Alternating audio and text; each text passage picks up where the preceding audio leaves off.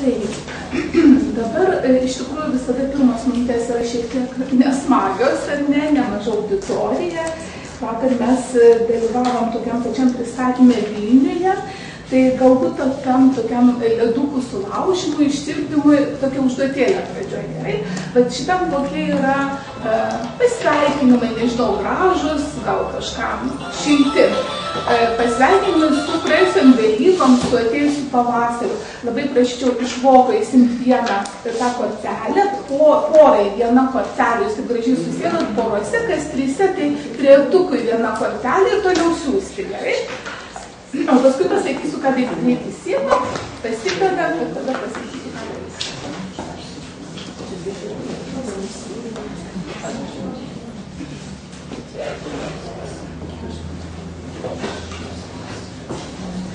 Tai gal jau ir pradėti, jūs imat korteles, o aš pasakau, ką mes čia darysime. Tai, kaip suprantate, šiandien mes susirinkom kalbėti apie lyderystę. Ir jūsų pirmoji užduotis yra tokia, kad pasiskaitote tuos žodžius sveikinimo su pavasariu, kaip minėjau, su praėjusia švente, įsirenkat iš tų sakinių, iš tų minčių 2-3 tokius žodžius, kurie jums taip, kaip praktiniai žodžiai būtų, svarbus žodžiai.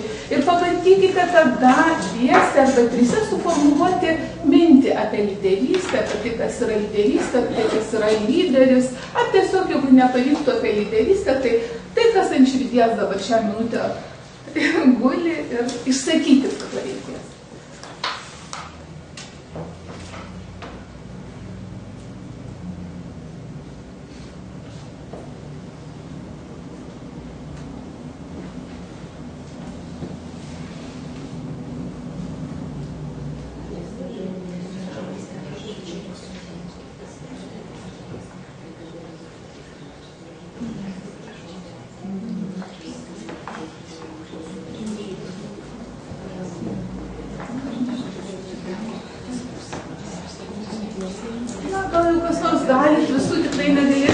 Labai atsiprašau, tiek laiko neturime. Bet kas drąsiausia, gal galėtumėt jau pasakyti? Prašau. Šypsiuos jums žali pavasarį.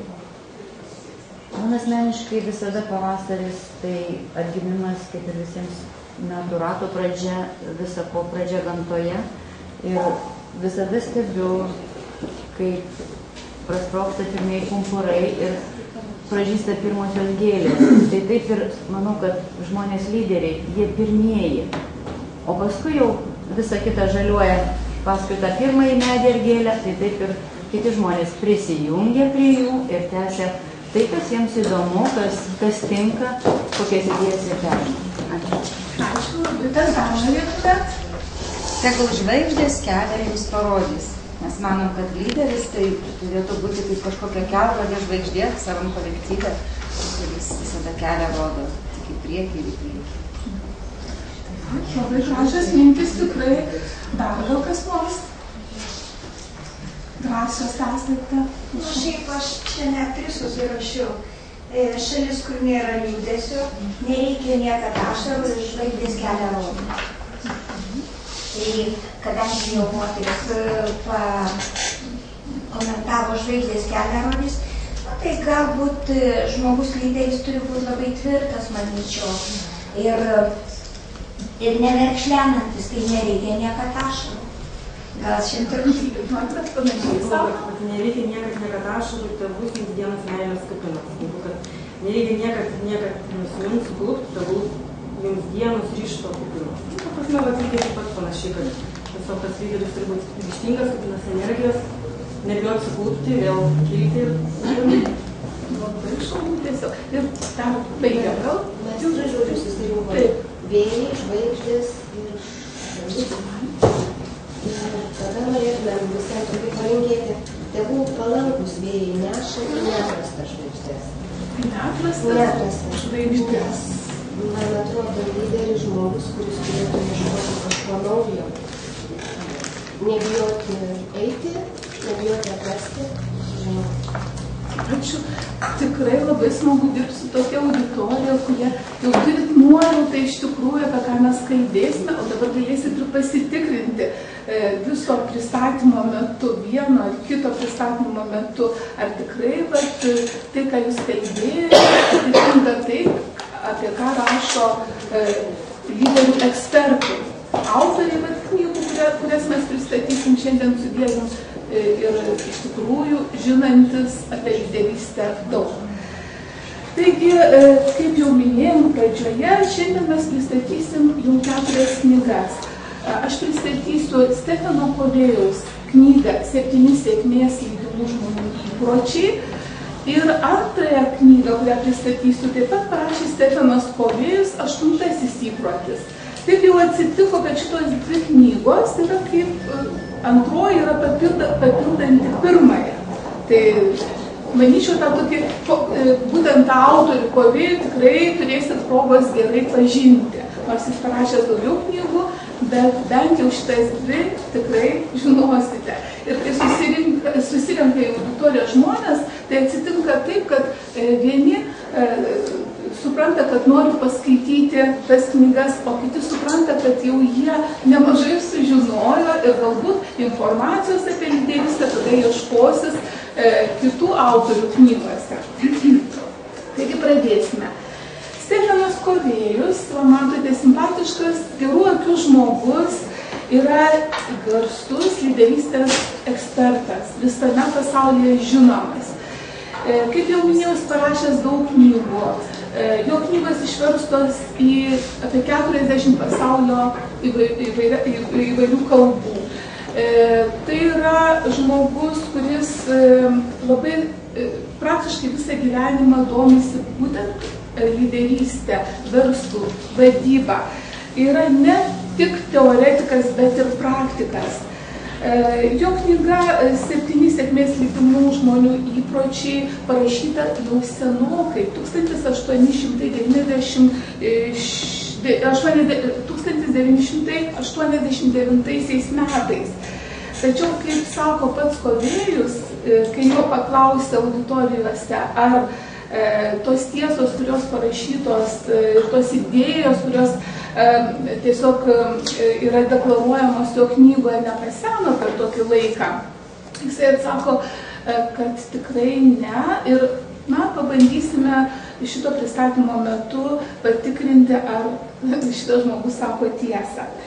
Kaip jau minėjau, Stefanas Covey's žurnalo Time yra reitinguotas, ar kaip tą reitinguotas, galima pasakyti, tarp 25 garsiausių pasaulio mąstytojų apie verslą ir vadybą. Skaitomas lyderystės ekspertų, mokytojas yra, šeimų ir organizacijų konsultantas. Jisai gausios šeimos tėvas. Baigęs Harvardo universitetą, įgijęs magistro laipsnį, Jungo universitete įgijęs daktaro laipsnį, apdovanotas 7 garbės daktaro laipsniais ir sako, kad geriausias apdovanojimas jo gyvenime, labiausiai galbūt sujaudinęs, tai yra tėvo ordinas. Jisai turi 9 vaikus ir tada, kai aš skaičiau šią informaciją, turėjo 43 anūkus. Gali būti, kad šiai dienai, kadangi 9 vaikai, gal jų turi ir daugiau, ne? Tai, žodžiu, patirties žmogus turi, nes visą tai, apie ką jis rašo, jis yra išbandęs pats. Taigi dar kartą kartuoju, tai nėra teoretikas. Ir Stefanas Covey's, kalbėdamas apie tai, ką jis rašo savo knygoje, jisai sako, kad jo knygos tikslas yra padėti pažinti ir pritaikyti tam tikrus principus. Principai, vertybės, dėsniai, kurie yra amžini, kurie nesensta, tai yra tarsi fundamentas, tai yra tarsi pamatai, ant ko gali statyti bet ką. Jeigu šito nebus, vadinasi, tie dalykai, kas atrodo neša labai greitą sėkmę, nėra labai tvirti. Ir kaip jis pats yra pasakęs, 7 įpročiai tai integralus asmenybės ugdymo ir efektyvaus savitarpio bendravimo metodas. Metodas tai nėra kažkokios taisyklės, kurių išmokęs gali pasiekti sėkmę, tokią vienadienę, greitą sėkmę. Tai yra tam tikras metodas, iš ko gali pasimokyti. Na, o pasimokyti reikia pirmiausiai nuo žvilgsnio į save. Ir Stefanas Covey sako, kad kaip mažai mes pažįstam save. Kartais net ir neturim laiko labai gilintis, esam subrendę, užaugę, daug ko pasiekę ir vėl kažkaip analizuoti save ir galvoti, koks tu esi. Kartais tam ir laiko neturime. Tai Covey kalba apie tai, kad mes turime daugybę paradigmų. Paradigmos, kaip parašyta, tai yra modelis, teorija, samprata, tam tikra požiūrių sistema ir panašiai. Paradigma tai yra tai, kaip mes suvokiam pasaulį. Ir kaip Covey sako, kad matome tą pasaulį ne akimis, bet tai, kaip mes jį suprantame ir tai, kaip mes jį interpretuojame. Ir patikėkit, kiekvienas iš čia esančių matome pasaulį, kuris supa mus, aplinką kitaip ir kitaip tą aplinką interpretuojame. Covey's tas paradigmas, kurios slypi mūsų mąstymo paradigmos suvokimo, kurios slypi, palygina su žemėlapiu. Ir sako, mes turime daug tokių žemėlapių. Sako, bandykit įsivaizduoti, atvažiuoti kažkokį nepažįstamą miestą, bet tarkim, aš važiuoju į Vilnių, kurio nelabai pažįstu ir net nežinau, net neįtariu, kad rankose nešiojuosi Kauno žemėlapį, o man labai svarbu surasti kažkokį objektą. Ir turbūt suprantate, kad galiu ieškoti ir stropiai, galiu būti ten didžiausia optimistė, bet nuo to nepriklauso sėkmė. Vadinasi, jeigu aš su netokiu žemėlapiu rankose vaikščiosiu po svetimą miestą, tai to objekto taip ir nerasiu, nebent pasiklausiu.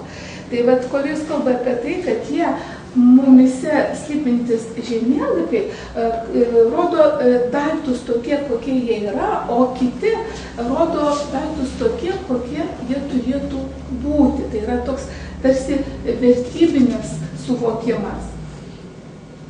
Ir kad tuo įsitikintume geriau, mes galime atlikti savotišką eksperimentą.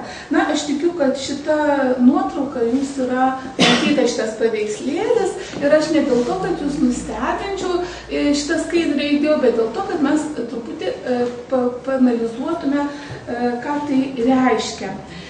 Dabar, pirmiausia, tai vis tik dėl viso kito norėčiau paklausti, gal kažkas ir nesusidūrė su šito paveikslėliu, norėčiau paklausti, ką jūs čia matote?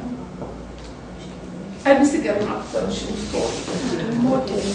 Moterį matote. Kokią moterį matote? Jauną vieni mato, kiti seną. Yra žmonių, kurie mato jauną ir seną. Dabar visi galit pamatyti ir jauną ir seną? Aš jauną matau. Tik jauną, ar ne? Kas nematote jaunos? Visi matot jauną?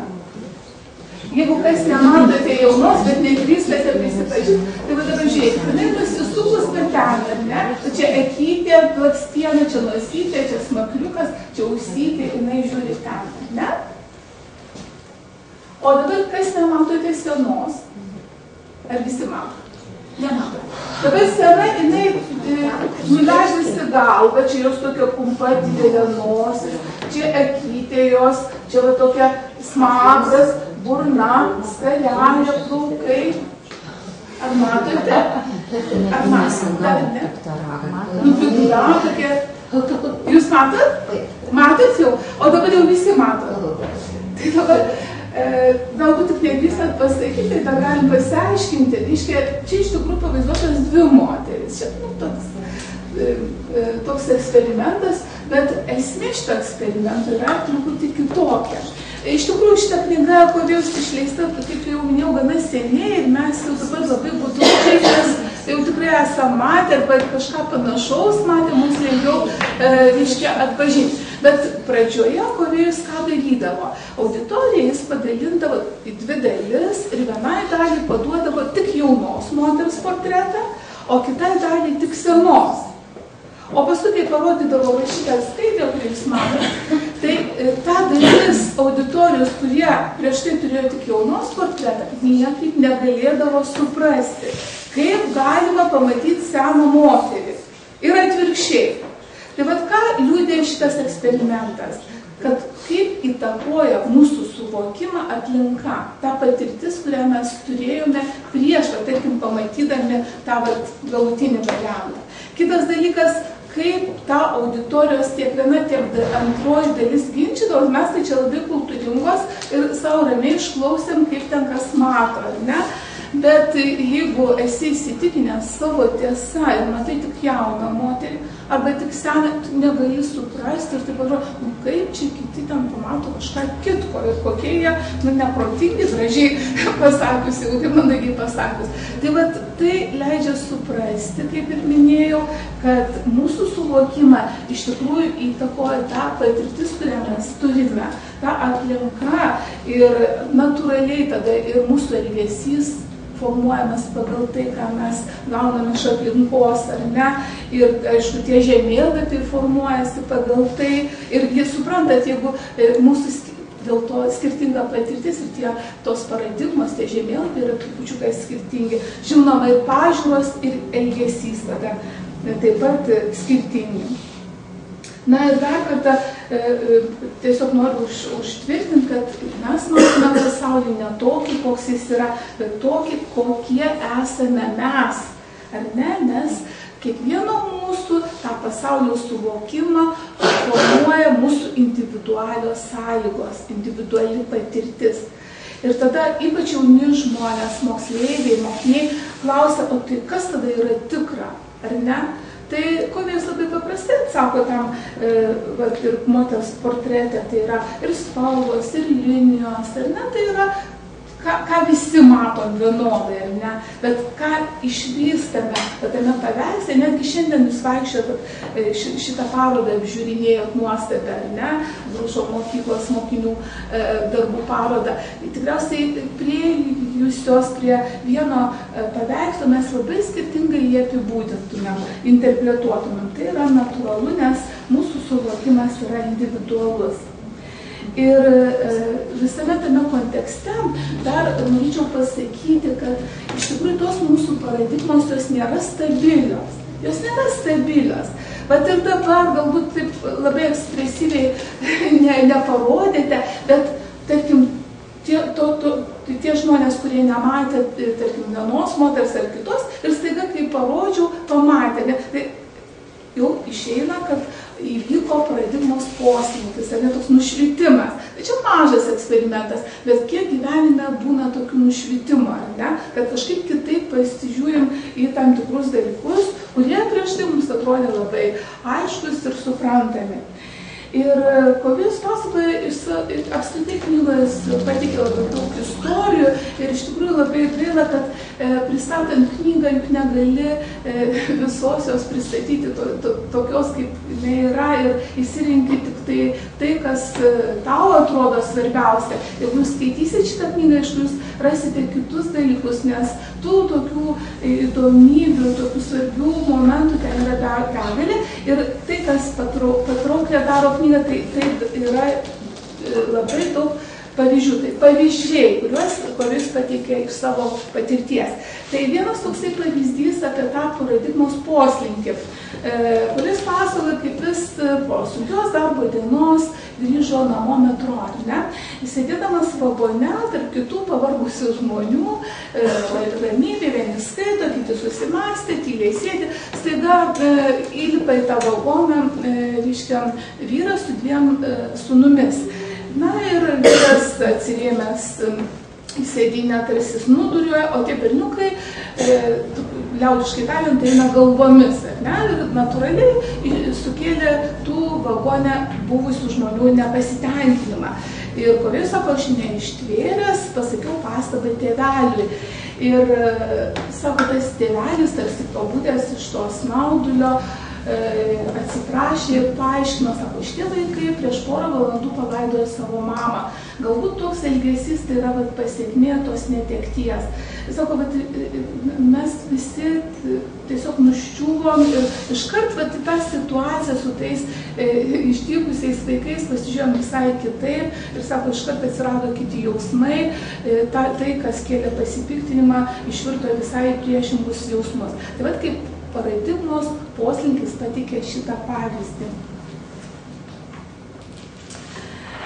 Taigi, Kovėjaus knyga 7 sėkmės lydimų žmonių įpročiai moko suprasti principais paremtą paradigmą. Jeigu mes kalbam apie tuos paradigmų poslinkius, tai principais paremtos paradigmos jos yra stabilesnės, ar ne? Ir būtent principais paremtos paradigmos padeda, kaip sako Kovėjus, išeiti mums į tikrųjų žmogiškųjų santykių erdvę. Na, kaip dažnai, ar mes laikome save lyderiais, ar nelaikome save lyderiais, mes susiduriam savo gyvenime su daugybė problemų. Ir kartais tą objektą tarsi perkeliam nuo savęs į kažką kitą. Kovėjus moko, kad bet kurią problemą visada reikia pradėti spręsti nuo savęs. Nuo savęs, vėl žvilgsnis į save. Tai yra iš vidaus į išorę. Netgi, tarkim, netenkina sutuoktinis, ar net pykstamės ar panašiai. Ir dažniausiai norime pakeisti jį. Tai jis sako, pirmiausia, pabandykite kažką keisti savyje, savo elgesyje, savo santykiuose, galbūt tada ir to kito nereikės keisti, ar ne? Lygiai taip pat ir organizacijų, kurioje jūs dirbate, ar ne? Nes jinai iš kiekvieno iš mūsų sudaryta. Tai jeigu kiekvienas pradėsime keistis, galbūt nebus tiek daug tų problemų ir kažkokių konfliktinių situacijų ir panašiai. Na ir Kovėjus sako, kad būtent tas žvilgsnis iš vidaus į išorę, tai pradėti nuo savęs, tai yra nuolatinio atsinaujinimo procesas. Nuolatinio atsinaujinimo. Vadinasi, kokio amžiaus mes bebūtume, kokio brandos lygmens nebūtume pasiekę, niekada nereikia sustabarėti, ar ne, ir visada reikia bandyti atrasti ir savyje kažką naujo ir keistis. Na ir čia tiesiog noriu dar pailiustruoti Elioto tokiais žodžiais, kad turime nesiliauti, ieškoję to, kol galų gale grįžime ten, nuo kur buvome pradėję ir pažvelgsime į tą vietą, kaip į visai nematytą. Kaip gražiai apie mus rašo, ne? Pagaliau 7 įpročiai, apie kuriuos šiandien mes kalbėsime. Pradėsiu taip. Mintis gimdo veiksmą, veiksmas gimdo įprotį, įprotis gimdo asmenybę, o asmenybė kuria likimą. Tai kas tie įpročiai? Na, Kovėjus sako, kad įprotis tai žinių, įgūdžių ir troškimų sąveika. Būtent sąveika. Čia svarbu žinojimas, troškimas, įgūdžiai, žinojimas, ką daryti, kodėl daryti, kaip daryti ir tada turi atsirasti motyvas, kad daryti. Ir duoda tokį paprastą pavyzdį. Tarkim, man nesiseka su savo bendradarbiais, kaip aš manau, bendrauti taip jau efektyviai, ar kaip pasakyti. Ir aš galbūt nežinau, kaip reikia bendrauti. Gal aš nemoku išklausyti. O gal aš žinau, kad kaip reikia išklausyti, bet gal aš visai nenoriu tam skirti laiko. O ką man to reikia, ar ne? Tai vat, tokių pavyzdžių Kovėjus dar kartą pabrėžia, kad tik tai, jeigu aš žinosiu, kaip tą padaryti ir kodėl, ir turėsiu motyvą tą daryti, tik tada, tarkim, ar bendravimas bus efektyvus ir atneš abipusę naudą, ar bet kuri veikla.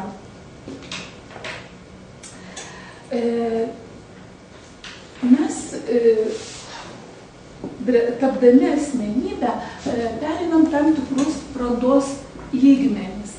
Iš pradžių esame priklausomybės zonoje ir na, visi kūdikiai, visi maži vaikai yra tam priklausomybės lygmenyje. Jie priklausomi nuo suaugusių. Ir į viską žiūri iš tokios pozicijos, kad tu privalai, tu esi atsakingas, jeigu jam kažkas atsitinka, tai tu kaltas, ar ne?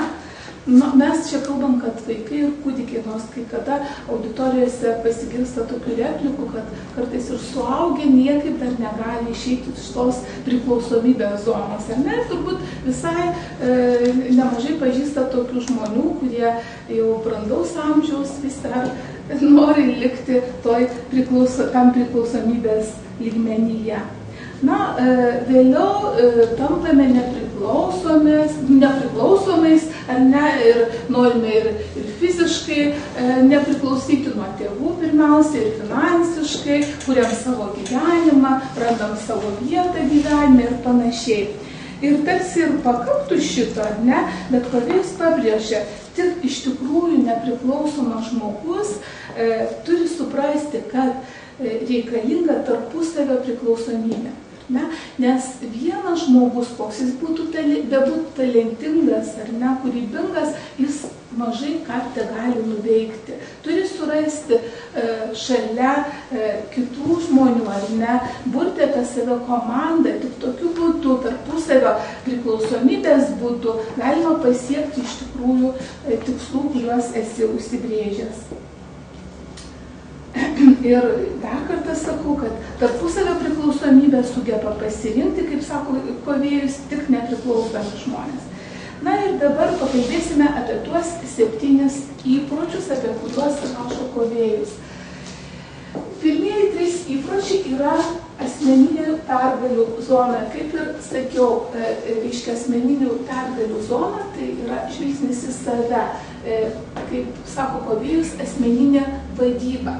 Tai yra, būk proaktyvus, pradėdamas galvok apie pabaigą ir pradėk nuo svarbiausių dalykų. Tik įveikęs, ar ne, šitos asmeninių pergalių zonos 3 įpročius įgyjęs, išsiugdęs, gali pereiti į nepriklausomybės zoną ir tada čia veikia, laimėkime abu įprotis, suprask ir būsi suprastas ir sinerginis veikimas. Tik tai leidžia, viešųjų pergalių zonoje esantys įpročiai leidžia pereiti į tarpusavio priklausomybės lygmenį. Ir viską apvainikuoja 7 įprotis, apie kurį pakalbėsime vėliau. Kaip ir minėjau, visus tuos įpročius Kovėjus pagrindžia tam tikrais principais. Ir pats svarbiausias principas, kuris yra tarsi pagrindas tiems 7 minėtiems įpročiams, tai yra produkto ir gamybos priemonių, arba kitaip tariant, išteklių pusiausvyros principas. Galbūt jau esate susidūrę, kur tos raidės P su GP. Ką tai reiškia?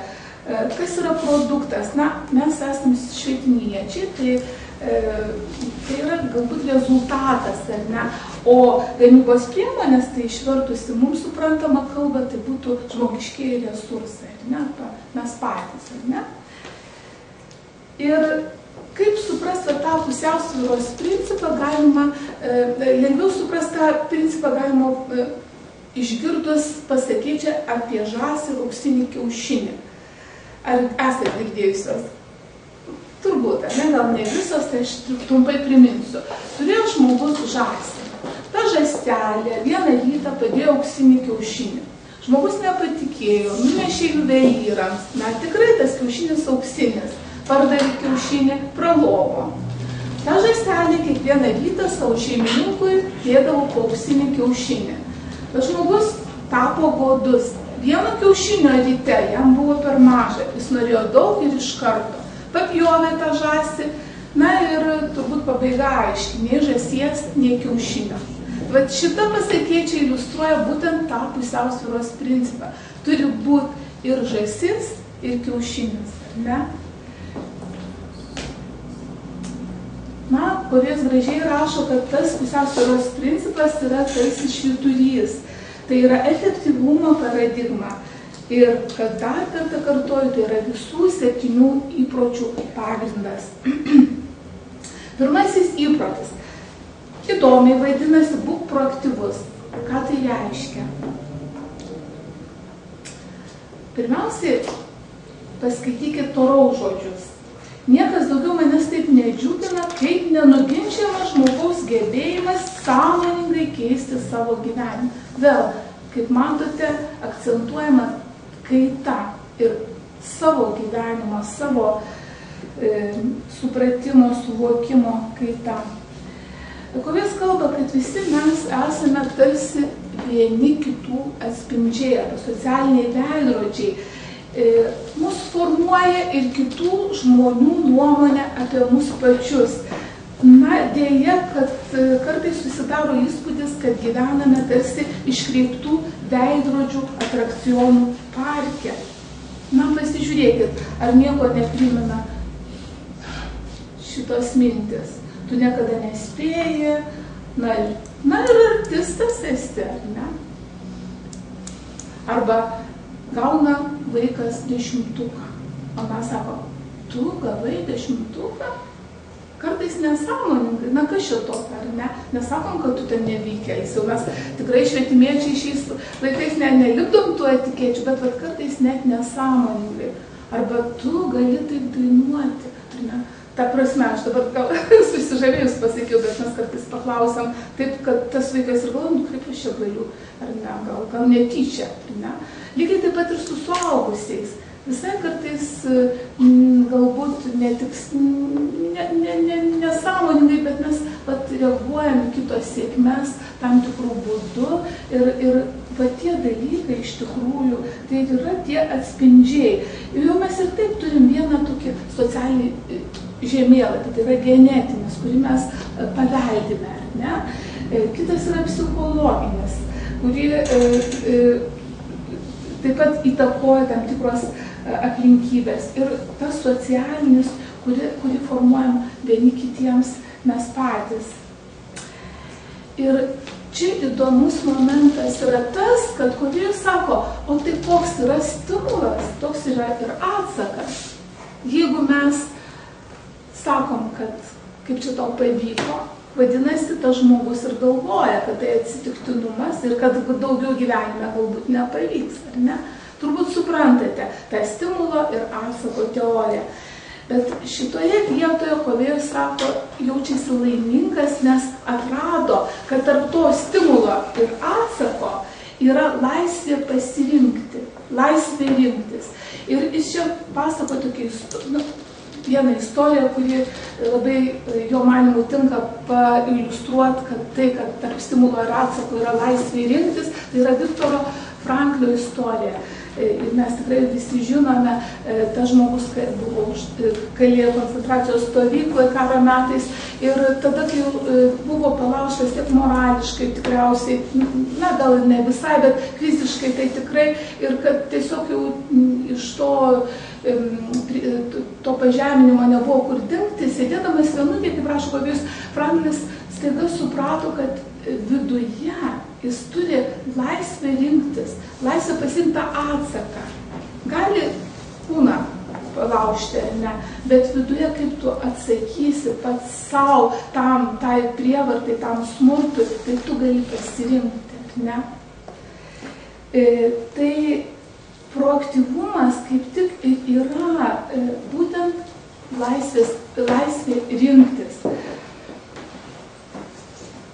Ir nuolatinis pasirengimas elgtis aktyviai. Ir tai gebėjimas, kaip prašo Kovėjus, atsakyti už savo gyvenimą. Na ir sako, reikia mums visada prisiminti, kad ne sąlygos turėtų formuoti mūsų elgesį, bet mūsų pačių sprendimai. Na, atrodo gražūs žodžiai ir atrodo žinomi žodžiai, bet kaip kartais jie kažkur tai tarsi debesėliai praplaukia ir, na, turbūt ir tikslas Kovėjaus, kad vis tik susimastytume ir ne tik susimastytume, bet ir įgyvendintume tai, kas čia parašyta. Na ir Eleonora Roosevelt sako, jei patys nenorėsite, niekas jūsų neįskaudins. Vadinasi, mes turim laisvę rinktis, kaip turėtume atsakyti kiekvieną stimulą. Na, dabar trupučiuką aktyvesnių pakalbėsiu apie interesų ir įtakos ratą. Kiekvienas iš mūsų, sako, vis turim tam tikrą interesų ratą. Pabandykite nusibraižyti savo, jeigu turit lapelius kokius, ar mažą lapelį, ar didelį ratą, interesų ratą. Tai yra įvairios veiklos susijusios su jūsų vaidmenimis gyvenime.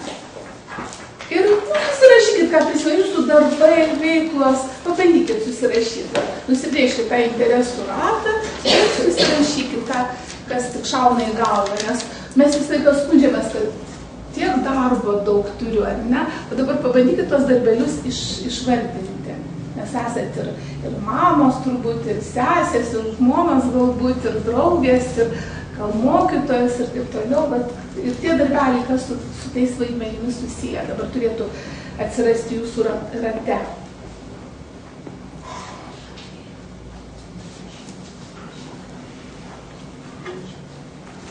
O dabar pabandykite pažymėti tuos darbelius, kuriuos jūs galite va taip pačios veikti, ne, nuspręsti, kuriuose esate proaktyvios, ar ne? Reiškia, tie darbai, tos veiklos, kur jūs sprendžiate, o ne jūs įtakoja kažkas, ar ne? Kur, tarkim, jeigu aš mama, tai kartais vaikai įtakoja kažką, ko aš galbūt nenorėčiau daryti, bet aš darau. Nes savo, tu mama, ar ne? Ar yra tokių veiklų, kur patys apsisprendžiat nuo pradžios iki pabaigos ir nieks negali ten atitinkamai stimulą kažkokį jūs nukreipti, kad jūs nežinotumėt, kaip atsakyti, o darytumėt taip, kaip iš jūsų tikisi. Ar suprantate užduotį? Pasižymėkit kaip nors kryželiu ar paukšteliu. Jeigu mes galėtume taip kompiuterį, tai mes tiesiog sukrautume tos darbelius į įtakos ratą. Tai bet būtent kiekis tų tokių veiklų, kur mes patys sprendžiame, ką ir kaip veikti, ir yra mūsų įtakos ratas. Tai būtent taip mes galim pasitikrinti savo proaktyvumą. Kuo tas įtakos ratas didesnis, tuo mes esame proaktyvesni. Reiškia, mes patys galim savarankiškai priimti sprendimus ir mažai sam pasiduodam kieno įtakai, ar ne? Jeigu yra proaktyvūs žmonės, vadinasi, yra ir reaktyvūs. Kai kuriuose veiklose mes esame proaktyvūs, kai kuriuose veiklose reaktyvūs. Tai natūralu, ar ne? Ne visur mes tikriausiai galim taip jau viską savarankiškai spręsti. Tai tik tiek, kad reaktyvūs žmonės, jie labiau pažeidžiami. Jie priklauso nuo, tarkim, darbdavio nuotaikos, ar ne? Jie priklauso nuo daug įvairių faktorių ir netgi nuo oro, sako Kovėjus, ne? Jau mes kartais sakom, taip man sunku, nes šiandien nepavyks, nes oras tam apsiniaukas dangus, ar ne? Tai va tokie yra reaktyvūs žmonės, arba reaktyvi pozicija. Tai va, kaip supratot, pirmasis įprotis tai yra proaktyvumo. Būk proaktyvus, arba tai yra, tu turi žinoti, kad gali laisvai rinktis, kaip atsakyti, ne, į bet kokį stimulą. Antrasis įprotis taip pat asmeninių pergalių zonoje, tai yra pradėdamas galvok apie pabaigą. Na, dabar aš trupučiuką vėl jūs pakankinsiu. Iš tikrųjų, jeigu turėtume daugiau laiko, tai galima būtų padaryti tokią vaizduotės kelionę. Bet aš dabar patį principą jums pristatysiu trumpai. Dabar aš turėčiau pasakyti, ramiai atsisėdat, atsipalaiduojat, galite užsimerkti ir įsivaizduokite tokį dalyką. Jūs staiga netikėtai esate pakviesti į jums artimo žmogaus laidotuvės. Čia yra Kovėjus pavyzdys.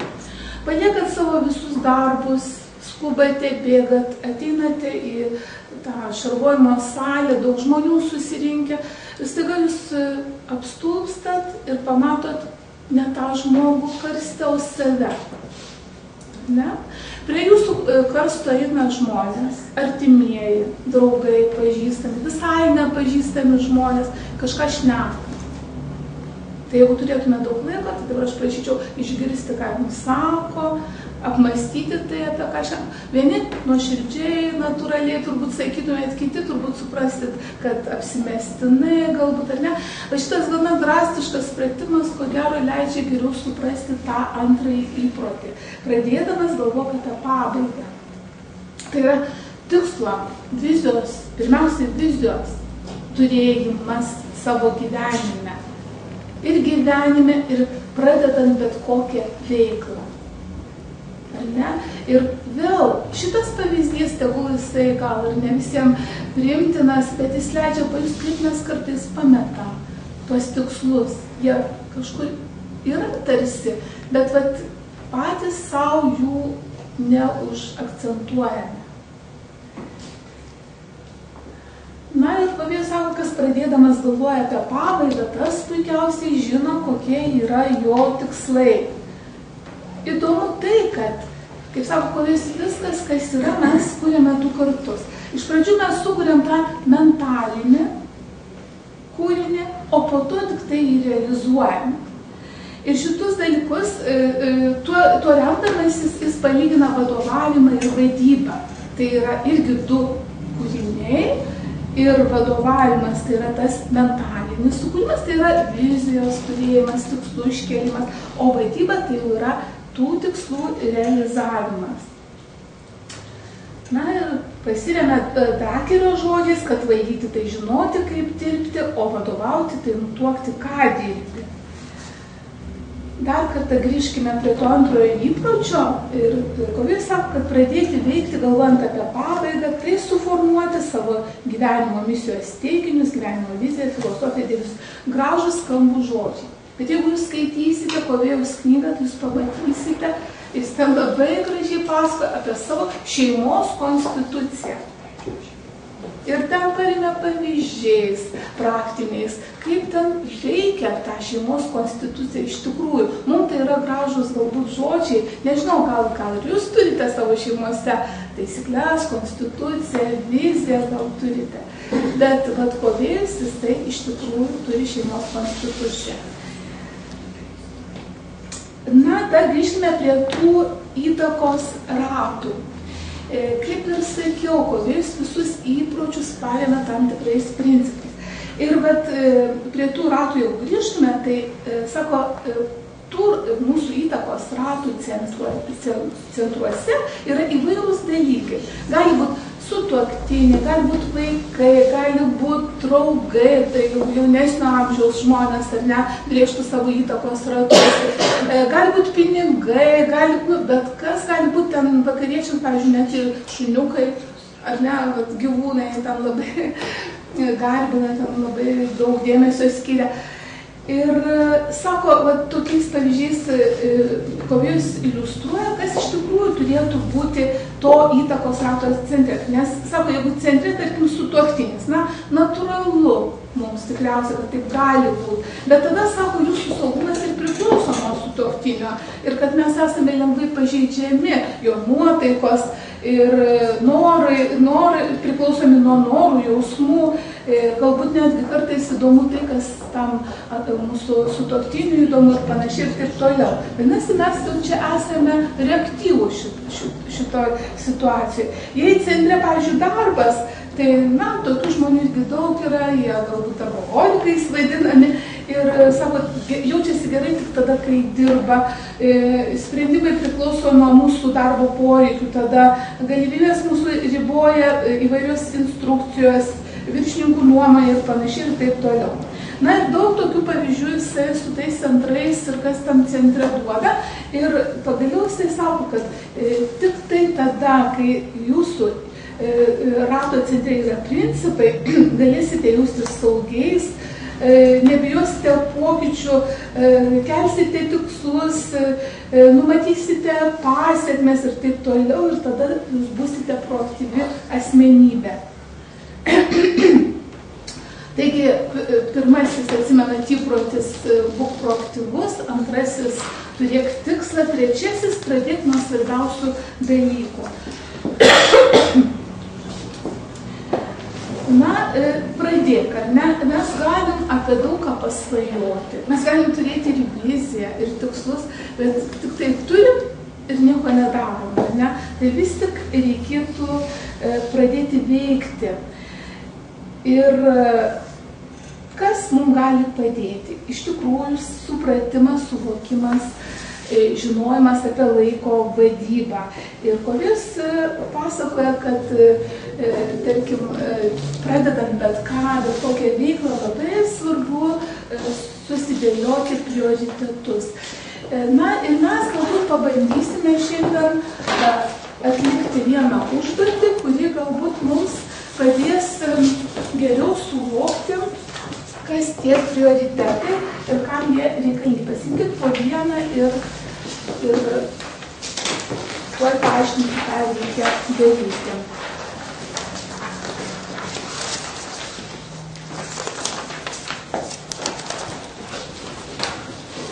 Čia jūs matote prioritetų ir turite prioritetų skalę. Ar visiems užteko visos? Dabar šiandien mes daug kalbam apie jūsų veiklas, jūsų darbus, jau tas įtakos ratus rašėte darbą, jūs tai tikriausiai dabar nebus sudėtinga parašyti 10 jūsų darbų. Tiesiog labai greitai, labai nemąstydamos, minčių lietaus principų, kas šauna į galvą, jokio eiliškumo nereikia laikytis, surašote 10 bet kokių darbų. Galbūt šiandien dar jūs juos ir atliksite grįžusios namo, gal tai su profesinė veikla susiję, su namais ar su ko nors kitu. Įvairius darbus susirašykite. 10 pagal prasmę nežiūrėti. Nieko nežiūrėti, jokių prasmių, tiesiog šauna į galvą, tai tas 10 darbų.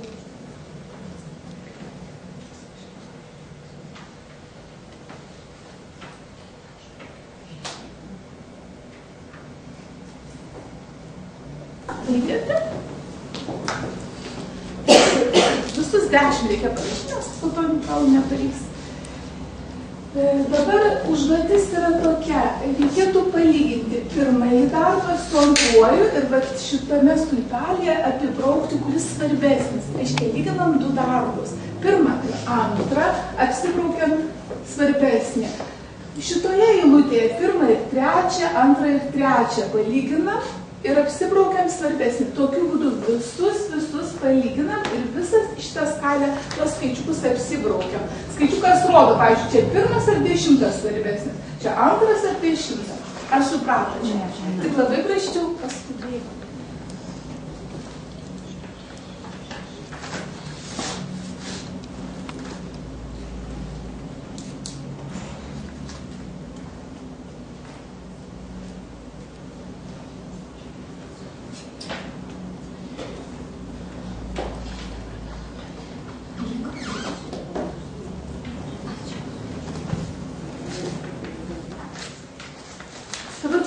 Pasižiūrėkit visi, o paskui galėsit užbaigti. Dabar reikia susiskaičiuoti, žiūrėkit, stulpeliai yra ir pirmas stulpelis rodo, kad šitame stulpelė susiskaičiuojam apsibrauktus vienetukus. Jeigu jų nėra, tai rašome 0, jeigu yra kažkiek, tai rašo tą skaičių kiek vienetukų. Šitame stulpelė, antrame, susiskaičiuojam dvejetukus, čia trejetukus, ketvirtukus, tas skaičius rodo, ką mes skaičiuojam, kas apibraukta ir ką skaičiuojam. O čia, kur čia dabar? Ai, va čia brūkšniuką pasidėsim.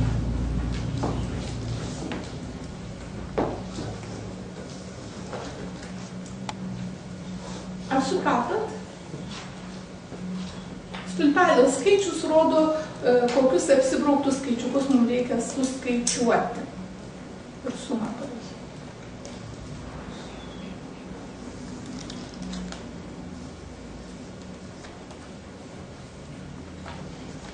Tai pavyzdžiui, 5 dviejetukai tik rašyta 10 ar 5? Ne, 5. Tų dvejetukų skaičių.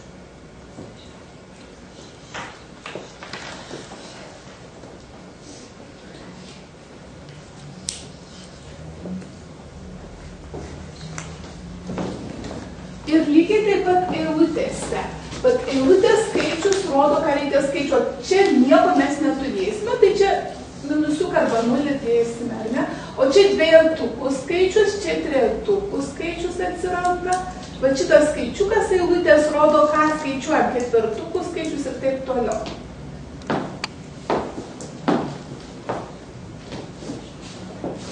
Atsiprašau, horizontaliai skaičiuoju. Tai irgi, va šitas skaičiukas rodo, ką skaičiuoja. Čia dvejetukus, čia trejetukus, ketvirtukus ir ten, bet kur x-ukas parašyti.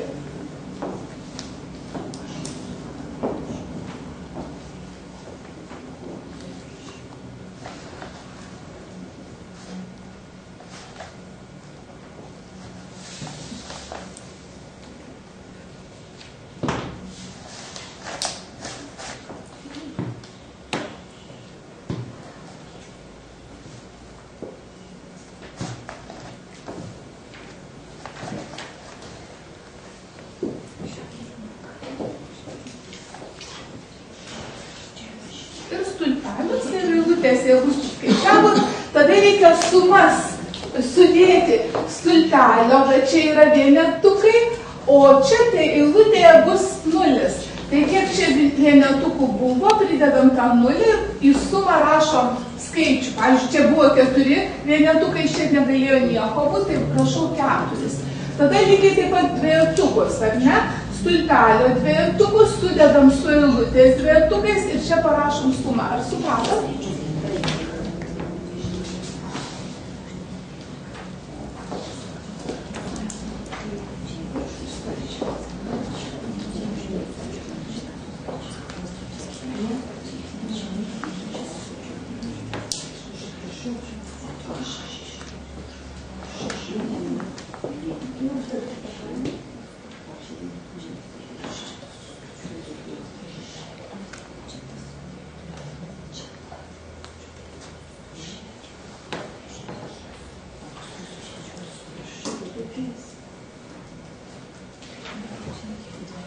Ir jau matau, kai kas sumas gavote ir natūralu, sumų stulpelyje aukščiausias, tas didžiausias skaičius rodo jūsų prioritetą. Ir aišku, toliau galima pasižiūrėti, kas antroje vietoje, trečioje ir panašiai. Jeigu kartais atsiranda, pavyzdžiui, aukščiausiai 2 devynetukai, ar ne? Tai ką daryti, tada vėl tuos darbus reikia palyginti ir vis tik apsispręsti, kas yra svarbesnis, ar ne? Nes dviejų vienodų vis tiek neturėtų būti. Nebent juos galima atlikti kartu vienu metu, gal jie dera. Ar pavyko susidėlioti prioritetus? Ar pavyko?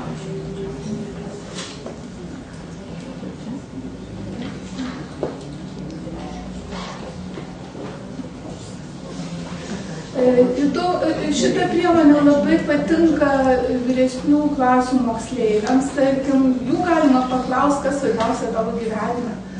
Kas tau svarbu šiais metais, jie susidėlioja, tad daug informacijos galima gauti apie jų prioritetus. Taip pat dar dirbant grupė, ne, kartais mes nelabai galim sutarti, nes, tarkim, prioritetai kiti, ar ne? Ir norint susižinoti prioritetus, irgi galima būtų atlikti šitą užduotėlę. Ir visada yra lengviau lyginti 2 dalykus negu, tarkim, 10. Jeigu mes pasižiūrėtume į 10, jeigu tai būtų ne žaidimas, bet jau rimti dalykai surašyti, iš 10 kartais būna sudėtinga suprasti, kas tau yra šiuo metu svarbiausia. O kai šitas metodas padeda palyginti 2. Vienus ar kitus, ar ne, poromis lygina. Tokiu būdu įsirutulioja tas pats svarbiausias.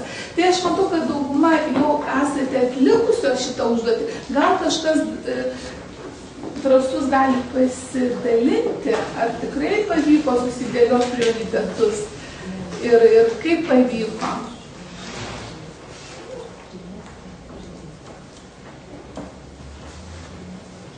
Gal galit pašypsotės gražiai. Tai įsipareigojimai. Pirmoji vieta, darbas antroji, pagalba vaikams trečioji, o paskui tai jau panašiai ten poreikiai, bendravimas, po 4, tvarkymasis, namai, skaitymas. Ačiū, kas dar norėtume pasidalinti? Aš tai susidėlioju prioritetus savo, sakykim, šios dienos, kad čia ir kursai, dar turiu sugrįžti į darbą, ir papildomą darbą turiu, aišku, ir namų tvarka, ir pietus, ir visa kita. Tai vis tik iš tikrųjų tai kažkaip ir susidėlioja svarbiausia. Darbas atitinka. Ir tiesiog mažėjančia tvarka, kas lieka pačiam gale mažiausiai prioritetai, tad sakykime, kažkokio pasiskalbimo ir kažkam tai lieka toks mažiausiai. Kas dar norėtumėt? Pirmą padaryti. Aš čia labai paprastai. Man tai šiandien gaunasi, kad prioritetas dar nulėkti sportuoti, o paskui padaryti vakarienę ir paskui jau gaunasi 4 dalykai, kurie surinko vienodai. Tai nepamiršk, kad rytoj Vaivai spektaklis, paskui išdalinti anketas reikia kolegoms, dar nulėkti šiandien apsipirkti. Ir patikrinti 11 darbus. Tai čia tie 4 tokie tarpusavyje vienodai surinkę. Paskui jau reikėtų žiūrėti. Tai paprastai ūkiškai. Ačiū. Ar yra dar norinčių pasidaryti? Na gerai, tai lieka paslapti. Aš tikiuosi, kad nebuvo prioritetas išeiti iš auditorijos, dabar niekam. Labai viliuosi. Tai va, o dabar tikrai dar nepasidėkit šitų lentelių su savo darbais, ar ne? Nes sekantį skaidrę vėl kalba, norėčiau dar pasakyti, kad šitą prioritetų skalę tai ne iš Kovėliaus knygos, jisai rašo apie prioritetus, bet šita priemonė yra daugiau iš kūrybinio mąstymo metodikos, o bet Kovėliaus knygoje jūs rasite tokią lentelę, tai yra laiko sąnaudų schema. Dabar galite pasitikrinti, Kovėlius sako, yra 4 kvadrantai, kaip jis įvardina. Yra skubus dalykai, neskubus dalykai, svarbus ir nesvarbus dalykai, ne? Dabar sako, kaip dažnai mes koncentruojamės į pirmojo kvadranto veiklas. Tai krizių sprendimas, kaip mes dažnai sakom, gaisrų gesinimas. Reikia čia ir dabar, atrodo, kad niekas šito negali padaryti geriau už mus. Kažkokios neatidėliotinos problemas, kažkokios terminuotos užduotis ir panašiai. Vat atpažįsta mūsų kasdienybė tikriausiai, ar ne? Taip pat 3 kvadranto veikla, kur skubus ir nesvarbus darbai. Ten buvo skubus ir svarbus tarsi, ar ne? Čia skubus ir netokie svarbus. Trukdymai, telefono skambučiai, laiškai, ten įvairios ataskaitos, susirinkimai. Atsiprašau, namie reikalai ir panašiai ir panašiai. Dar taip kitko, ko jis ten šypsosi savotiškai savo knygoje savo, jeigu ateina interesantas, tarkim, pro duris, tai jeigu mes susijame, sakom, palaukite minutėlę, arba ten ateikit tada ir tada. Bet jeigu skambas telefonas skambutis, mes, kai bebūtume užsijėmę, dažniausiai keliam ragelį. Bet irgi tiesiog taip nesąmoningai. Taip pat 4 kvadranto veikla neskubus ir nesvarbus, tai yra smulkmenos, kasdieniniai darbai ir taip toliau, ne? Laiką gaišinantis lankytojai galbūt. Ir savo, kaip dažnai mes pamirštam, bet būtent, kurie yra svarbus ir netokie skubus. O jeigu mes esame vadovai, tarkim, o mes labai dažnai, ta prasme, mes visi savotiški vadovai, ne? Esame, nes turim savo įtakos rate tam tikrų žmonės. Ten apie šeimą pagalvojame, apie darbą. Tai va šitie kartais pasimiršta, tai yra tie darbai, kurie susiję su produktų ištekliais, ar ne, su santykių kūrimu, su vizijom, su tikslais, su galimybių paieška, su planavimu ir su poilsiu. Pasižiūrėkit, šitame antrame kvadrante yra įrašytas poilsis. Apskritai Stefanas Kovėlius labai daug kalba apie tai, kad be šito, be poilsio, be to 7-ojo įpročio, apie kurį vėliau pakalbėsime, mes neįsiversime, visa kita gali žlugti, ne? Nes sveikas žmogus yra nervingas, daug atliekantis, kūrybingas, užsidegęs, o kartais mes apie save labai menkai te pagalvojame. Tai dabar jūs netgi galite pasižiūrėti savo prioritetus, prioritetiniai darbai, kokiam kvadrante jie atsidūrė. Bet irgi tiesiog savianalizai šitą skaidrę skirtam. Taip. Na ir dar papildant tai, ką aš pasakiau, kad tų kvadrantų veiklas, galima būtų pacituoti Drakerį. Jisai sako, kad efektyviai dirbantys žmonės domisi ne problemomis, o galimybėmis. Ir tai jiems padeda išvengti daug problemų. Ir iš tikrųjų, jeigu mes veiksime, kaip sako Kovės, daugiau tame antrame kvadrante, tai galbūt ir tų problemų nebus. Planavimą praleisim. Dabar mes peržengėme asmeninių pergalių arba savo asmeninės vadybos zoną ir pereinam į viešųjų pergalių lygmenį. Atsimenate tą pirmąją schemą, kur rodžiau su visais 7 įpročiais. Ir 4. įprotis laimėkime abu. Ką tai reiškia? Kovės apgailestauja, kad labai dažnai mes kažkodėl laikomės tokios teorijos, kad jeigu kažkas laimėjo, vadinasi, aš galbūt pralaimėjau. Jeigu kažkas turi kažko gausiai, vadinasi, galbūt čia ir mano sąskaita, iš manęs kažkas atimta, ar ne? Tai Kovės kalba apie tai, kad tokia mąstymo paradigma yra labai klaidinga. Ir iš tikrųjų aš noriu prisipažinti, kad matytas toksai stereotipas, kad taip mąsto lietuviai, buvo jau tiesiog mane stulbino tai, kad Kovės rašo apie, kad tokios paradigmos yra būdingos visame pasaulyje. Tai mes sakom, kad mes lietuviai čia taip mąstom, bet iš tikrųjų tai yra būdinga viso pasaulio žmonėms. Ir Kovės sako, kad labai dažnai ypač vadovai, ar ne, laikosi šitos paradigmos. Aš laimiu, tu pralaimi.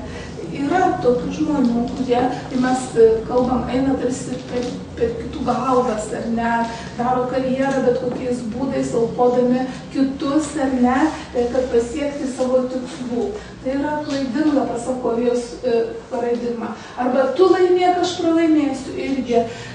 Yra tokia žmonių kategorija, kurie pasitraukia į šalį, užleidžia kelią, galbūt neturi tiek ryžto pakovoti už save, ne? Arba tiesiog yra taip saugiau, taip komfortabilu, nereikia ne dėl nieko sukti galvos ir ramybę turėti galima. Arba pralaimėkime būtai kaip du ožiukai, žinot, ant tilto, geriau įkrisim į vandenį, bet ne vienas nepasiduosime. Ir taip toliau. Ir Kovės sako, vienintelė teisinga paradigma tai yra laimėkime abu. Ir savo knygose jis labai daug kalba apie tai, kaip tą įgyvendinti. Tai yra apie trečiąją alternatyvą ir apie kitus panašius dalykus. Na ir čia kaip tik iliustracija to, apie ką reiškia laimėkime abu. Kovės kalba, kad reikia pirmiausia išsiaiškinti kitos pusės požiūrį, suprasti jūs poreikius taip, kaip jie patys supranta. Išsiaiškinti kam, kodėl, kam tam skirti laiko. Tai, kas buvo mūsų šitos paskaitos pradžioje, turbūt jūs įtikino, kad labai skirtingai kartais kalbam apie tą patį tarsi, bet kitais žodžiais arba skirtingai matom, tai visada reikia išsiaiškinti kitos pusės požiūrį. Kas labiausiai rūpi kitai pusiai? Išsiaiškinti, kokie sprendimai leis siekti abiems pusėms priimtinų rezultatų ir visada turėti alternatyvų planą, kaip siekti tų pačių rezultatų. 5. įprotis – suprask ir būsi suprastas. Čia įdomus dalykas, įdomi mintis yra ta, kad kai norime suprasti, turime būti išmintingi. Tai vat mes prieš tai visą laiką kalbėjom, kad labai svarbu suprasti kitą.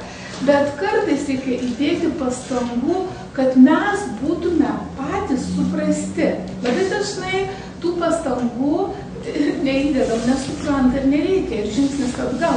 Kovės sako, taip neturėtų būti, nes kai norime būti suprasti, turime elgtis drąsiai, turėti poziciją ir iš tikrųjų siekti to, kad mus teisingai suprastų. Reiškia, abipusiai tas supratimas atsiranda. Na, Kovės iliustruoja šitas savo mintis, pasiremdamas senovės graikų filosofiją. Jiems buvo svarbu etosas, patosas, slogas. Jūs čia matot, ką tai reiškia. Ir būtent tokia tvarka. ar ne? Kad pirmiausiai tai tas žmogus, kuris yra energingas, kurį mes galbūt laikome lyderiu, kuris tiesiog pašauktas būti aktyviu, turi būti patikimas. Žmonės turi pasitikėti tuo lyderiu, ar ne? Jis turi suprasti kitą, gebėti jausti ir atjausti. Ir pateisinti tą pasitikėjimą, o tada tik tai galima kažkokia bendra veikla ir panašiai. Na, čia kaip tik ta gradacija ir yra tokia, tas eiliškumas. Šeštasis įprotis – sinerginis veikimas. Apie sinergiją, kuris ir rašo ir kalba labai daug. Ką tai reiškia? Na, tai, pasak Kovėjus, yra visų įpročių kaip ir visuma.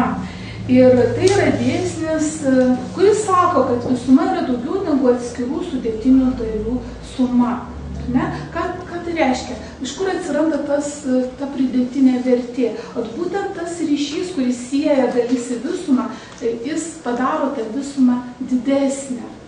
Ir Kovėjus pasakoja apie tą sinerginį ryšį, pasiremdamas savo tokia patirtimi. Jisai skaito paskaitas tiek suaugusiems, kaip konsultuojantis ekspertas, tiek ir studentams. Ir vieną kartą Kovėjus sako, aš labai kruopščiai ruošiuosi paskaitoms, susidarau planus ir panašiai. Ir kartą paskaita pakrypo trupučiuką ne tą linkme, kokia buvo suplanuota, ne, Kovėjaus. Ir matyt, ta tema, kuria buvo kalbama, ta tema labai sujaudino vieną iš studentų ir jis kažkaip natūraliai, netikėtai pradėjo kalbėti apie savo patirtį, apie savo išgyvenimus, turbūt tą temą. Jis sako, iš tikrųjų, tai nebuvo įprasta, bet tai taip sujaudino visų, sako, mes tą sinergiją pajutom savo kūnais, tiesiog fiziškai, kas tarp mūsų vyko. Aišku, ta paskaita pakrypo ne tą linkme, kuri ten buvo suplanuota ir tas tikslas buvo kitas pasiektas. Atsirado tos auditorijos sinerginis ryšys. Ir sako, po daug metų susitikus bet ką iš tos auditorijos, visi prisimena būtent tą paskaitą. Ir tai yra labai svarbu prisiminti. Na, čia irgi gražiai parašyta, kad ką reiškia sinergiškai bendrauti, tai atverti širdį ir protą naujom galimybėm, naujom alternatyvom ir būtent tas sinerginis bendravimas atveria kelius kūrybai ir iššūkių įveikimui. Na ir iš tikrųjų kalbam apie tą ryšį, bet kalbantis, bendraujant su vienodai taip pat mąstančiais žmonėmis, mes kartais nieko naujo negalime atrasti, ne? Ir sako, nereikia bijoti ir galima būtent tą sinerginį ryšį pajusti ir tarpe žmonių, kurie kitaip mano. Nes tai yra irgi vertybė išgirsti kito nuomonę ir pamatyti, kaip kitaip galima pažvelgti į bet kurį dalyką. Na ir pagaliau tas septintasis įprotis, atsinaujinimo įprotis, kuris labai turi įdomų pavadinimą – pagalask savo pjūklą. Kovėjus pasakoja tokią istoriją. Eina miškų žmogus, mato kitas žmogus su rūdijusiu pjūklu pjauna medį. Tas praeivis sako, tai žmogelį, kam tu taip vargsti, pasigalask tu tą pjūklą. O tas, kuris pjauna, atsako, kad neturiu laiko. Tai bet turbūt moralas aiškus, kaip dažnai mes pjauname tą medį tokiu parūdijusiu pjūklu. Ir būtent septintasis įprotis tai yra 4 būties lygmenų. Tai yra fizinio, dvasinio, protinio, socialinio, emocinio atnaujinimas. Na, fizinis lygmuo, aišku, kaip sakoma, sveikas kūnas, tai yra labai svarbu tam, kad mes galėtume efektyviai veikti. Ir tų būdų yra įvairių ir labai smagu, kad mūsų Lietuvoje taip pat šita kultūra jau atsiranda. Tik pavasaris, o žiūrėkit, kiek dviračiais važinėja žmonių, kiek baseinuose ir sportuoja. Ir tai yra džiugu ir šito nereikia pamiršti. Dvasinis lygmuo, tai iš tikrųjų kiekvienas iš mūsų turėtume surasti savo kažkokį įkvėpimo šaltinį, ar tai gamta, ar tai teatras, ar tai kinas, ar kažkas minėjo, kad knygų skaitimas paskutinėje vietoje atsirado prioritetų skaliai, va šito nereikėtų pamiršti ir va dabar vėl, jeigu pasižiūrėtumėte į savo darbus prioritetinius, turbūt tie dalykai kažkur pabaigoja, ar ne?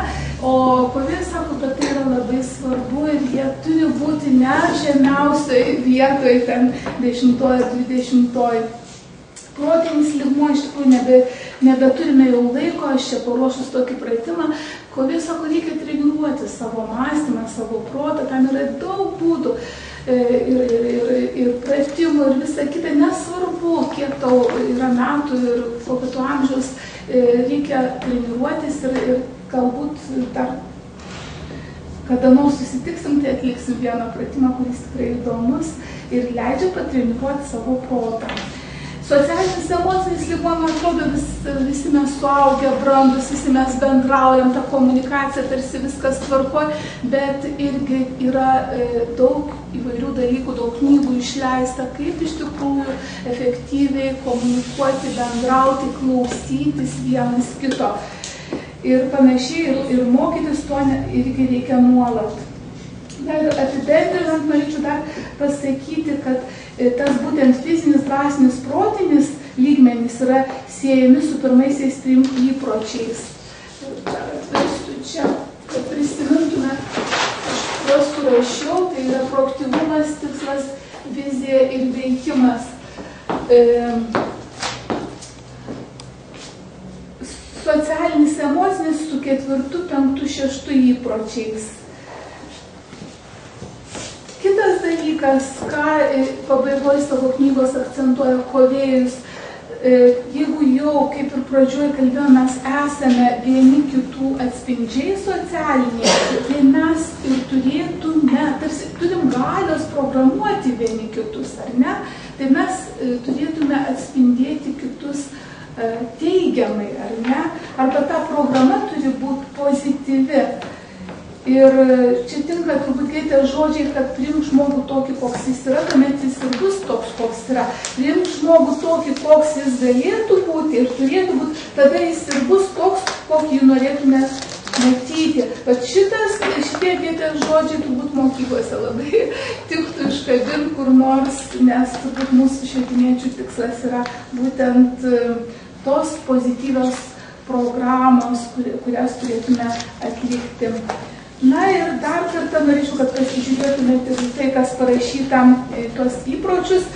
Kovė sako, kuo esame proaktyvesni, tuo stipresni jūsų mūsų asmeninio lyderiškumo bruožai, tuo efektyviau mes tvarkome savo gyvenimą. Matot, susijęs su 1, 2, 3 įpročių su asmeninė vadyba. Kuo efektyviau organizuojame savo gyvenimą, tuo daugiau prasmingų 2 kvadranto darbų sugebame atlikti. Kuo geriau suprantame žmonės, 5 įprotis, tuo sėkmingiau ieškome sinerginių, laimėkime abu sprendimų. Ir kuo labiau ugdomės asmeninės nepriklausomybės įpročius, tai yra vėl 1, 2, 3 įpročiai, tuo efektyviau galime taikyti tarpusavio priklausomybės įpročius. O tas 7 atsinaujinimo įprotis atliepia visus kitus ir juos stiprina. Tai vat, ta įpročių sistema yra pateikta Kovėjaus knygoje, o 8 įprotis yra aprašytas knygoje, kurią pristatysiu po pertraukos.